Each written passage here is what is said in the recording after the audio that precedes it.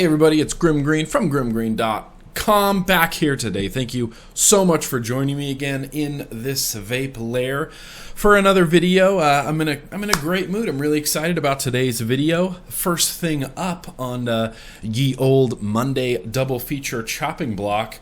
This is a power regulated mod. It's made by a man named TheGoss. Okay, this is the Duke.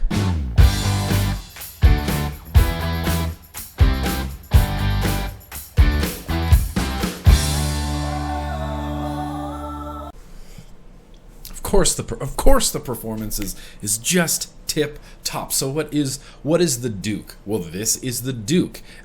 It's a, I don't want to say small run or limited edition mod because they seem to pop up pretty regularly, but it's kind of a small run mod. This mod is literally made by one dude named TheGoss, and he makes the Duke, and it's a box mod that is a power regulated mod. So in the world of mods, there is power regulation and then there is mechanical. And mechanicals are things like these tubes that you see where you're getting just the unregulated voltage right off of the battery. So whatever the battery is discharging, that's what you're receiving. And then there's regulated mods, and I don't know why I did quotation marks, because it's regulated mods, and that means that the battery is powering the mod, and the mod will adjust, has the ability to adjust your voltage or wattage either up or down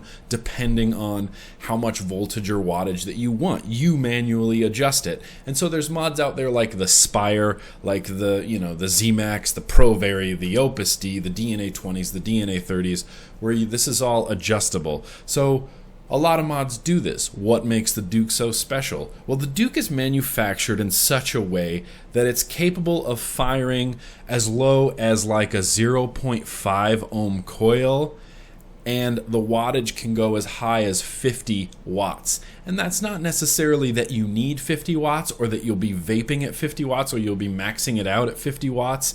But what that 50 watts does is kind of gives you like a barrier, like a buffer zone, you know what I mean? So if you're vaping up to 35 watts, that means that you're not even pushing it near its capabilities, you know what I mean? It's a very kind of in the middle sort of vape. Does that make sense at all? To get to know the Duke just a little bit more, we're gonna do one quick short uppy closey time.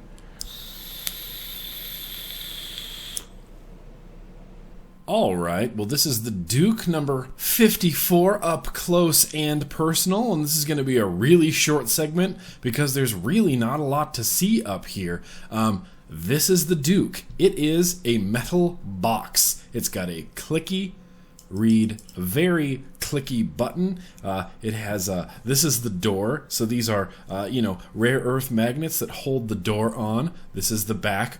Ooh, the exciting back. It actually has a pretty cool, and I don't know if this is how this particular box comes, or if he powder coats it in some way. I don't know. I like the way it feels. It's a little bit grippy, so it doesn't feel like it's going to slip out of your hands at all. The finish is pretty great on it, honestly. The button, like I said, it's like a horn style switch, and it's very clicky, and as I'm being so clicky, my atomizer's just exploding with vapor.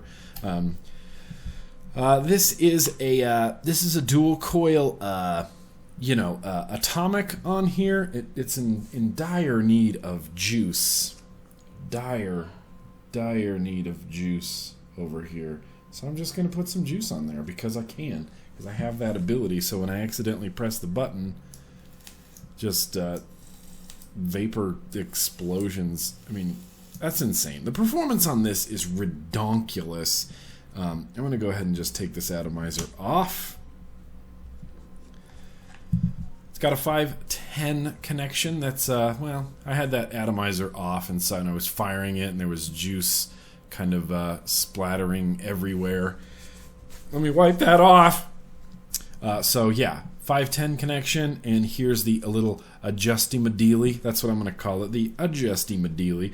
So if you turn this all the way at, your towards your atomizer, like so it'd be I guess if it's in the Duke, if the door is facing you, you turn it counterclockwise to turn it lower voltage, and then you turn it clockwise to turn it to a higher voltage. But what we can do while we're just up close right now, no big deal, we'll be able to see this. So 3.4 volts at its lowest. In fact, if we plug this atomizer on here, which this is a 0.8 ohm coil, it's going to give me close to nothing, 3.3 volts. So really, you turn this up, you adjust the voltage and wattage. I don't know, let's turn it all the way up as high as it'll go. Is that a stupid idea? It should read 6 volts. Yeah, 6.1 volts. So it's 3.4 volts to 6 volts, and what I do with everything I put on here is I just turn it all the way down. Just all the way down. I plug something on, and I kind of have an idea of where I want this little adjusty-madealy thing to go. And I'm sorry that the light isn't better. You can kind of see that there's a slash in there. It makes it easy to adjust. I generally have that slash facing at, see if I can get that light back, facing at my atomizer. And that's where I'll start things off. So I'll take a toot. Hey, that's pretty good. Maybe I need a little bit higher. And what I'll do is I'll just adjust it to taste. I don't ever know where I end up, and that's fine. I like adjusting to taste. I like plugging this on, turning the watt or turning the voltage all the way down, trying it, turning it up, trying it, and I kind of have an idea. Like I said, that's about where it's been, and the performance has been just great. So let's look really quickly at the inside. This is held on by magnets, like I said, and it's pretty secure. So I remember when I did a first impressions, I was saying that the door wobbles. Door no longer wobbles. There was a gob of glue down here, and pardon me, Robin, what is in the news? And now it doesn't wobble. It doesn't wobble anymore. And in the inside, it's not the most beautiful thing on earth. On the outside, it just looks like, the obelisk from 2010, A Space Odyssey. But on the inside, it kind of looks like it's a mess of nonsense. I'm going to grab these batteries out of here so you can see it.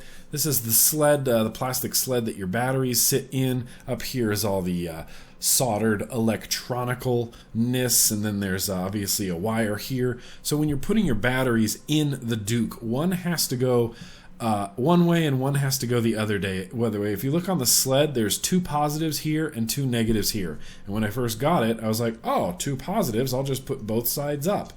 So the first battery definitely goes positive side up. The second battery, and here's the trick, positive side down. And now it will fire and work. If you put this positive side up, nothing is gonna happen. It's not gonna fire. It's not gonna do anything, and it's a bummer because for like a week I didn't realize that until I swapped the batteries around, and boom, suddenly my Duke sprang to life. So yeah, on the inside, not not insanely pretty, but not entirely ugly disgustingness. So basically everything you need's up here. I like that Goss really stands by this mod. He will correspond with you. He will fix it if he needs to. He will troubleshoot, and I think that's just great. And like I said, the inside, while not completely ugly, it doesn't look pretty, but it doesn't look too ugly. I don't know. It kind of just is what it is. There's a lot of kind of extra space in here. I don't know.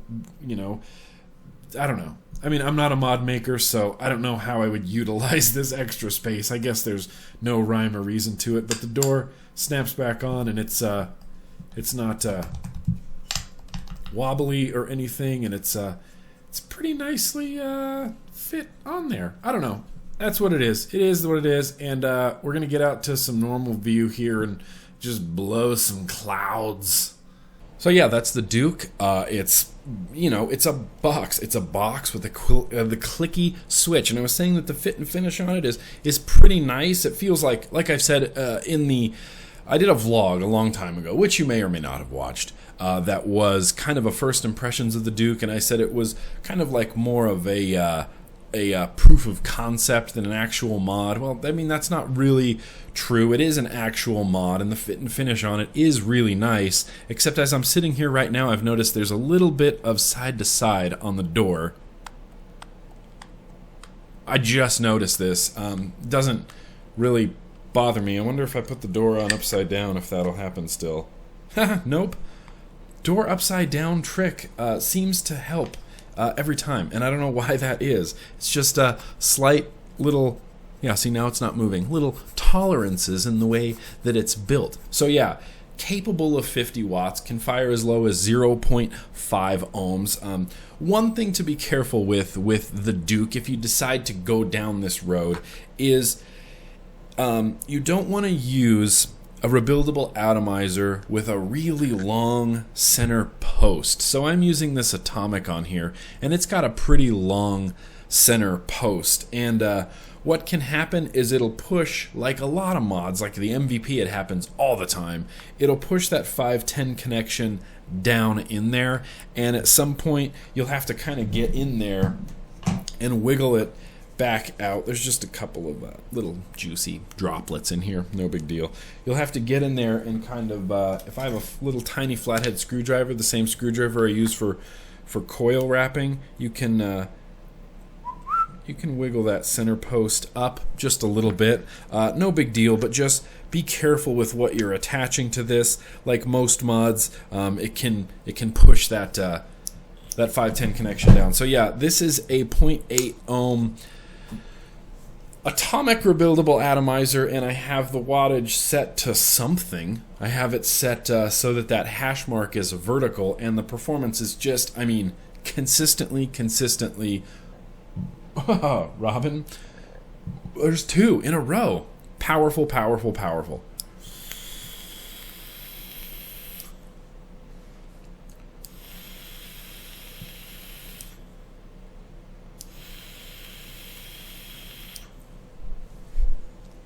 It's ridiculous.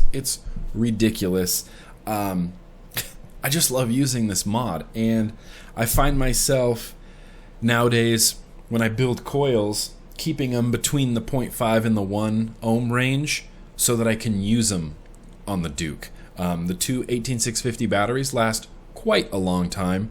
The power is there. The form factor, I've always liked box mods. That's why I love the MVP so much. That's why I love, things like the Opus D so much. I just love box mods. I liked the big kazoo back in the day. I loved the jam box back in the day. I love box mods. One thing that I would love to see from the Duke is an internal battery. And I know that Goss doesn't want to do an internal battery, blah, blah, blah, this, that, and the other. Because of 18650s being so prevalent, every vapor hopefully has them, and they're easy to use, they're easy to recharge. I like to keep mine in pairs, and so I have these gray, these are Panasonic batteries, GCR 18650CH, and I was using these in mech mods before, and I have 2 sets of these, so I just keep these in pairs, and I charge them in pairs, and I use these batteries for the Duke. It's not a deal breaker that it does not have an internal battery. It works great regardless, and so obviously you can use more than just a rebuildable dripping atomizer on here. Let's say I have a K-Fun Light Plus. Boom, look at that, that's on there. Before I fire it, because I don't want to destroy those coils, I'm going to turn the wattage all the way down. And of course, it's weak as hell. So what I'm going to do is I'm going to turn it up a little bit. That's quite nice. Maybe up just a little bit more.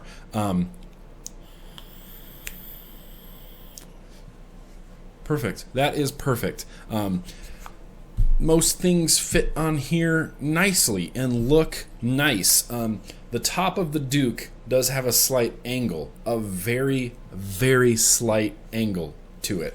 As I'm looking at it, it's and with the 510 connection, it makes that K-Fun just slightly You can barely notice it though. It's slightly off to the side, which honestly, that doesn't bother me at all, because the performance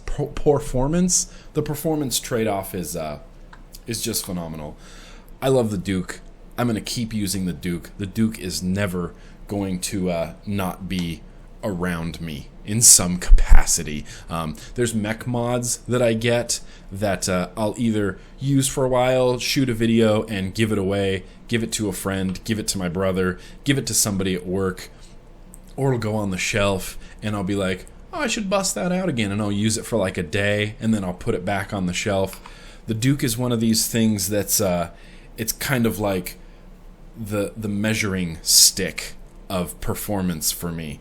Everything that I do, everything that I build, I want to use on the Duke. I'm not becoming a Duke fanboy or anything. I mean, that'd be dumb, right? But I love it, and I think it's great. And for $130, the performance that you're getting per dollar is unbelievable. I mean, it's just fantastic.